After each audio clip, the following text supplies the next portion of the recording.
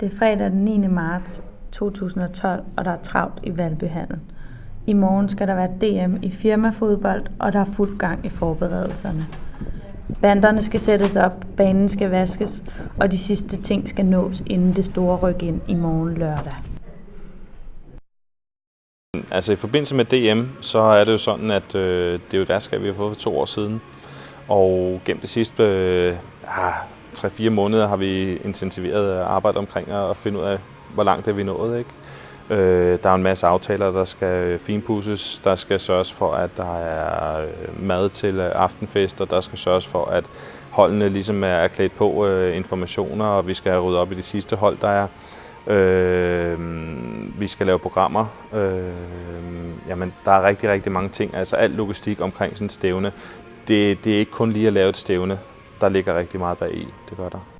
I bund og grund tror jeg, at der er meget godt styr på de fleste ting. Og går ting galt, jamen så går de galt, og så er det jo lige meget, hvor rolig eller hvor ophidset man er, fordi de skal nok gå galt, hvis det er. Vi håber selvfølgelig det bedste, og vi håber på, at alle holdene har en god oplevelse. Det er det vigtigste for os. Selvom holdet bag har travlt, så er der også plads til at have det sjovt.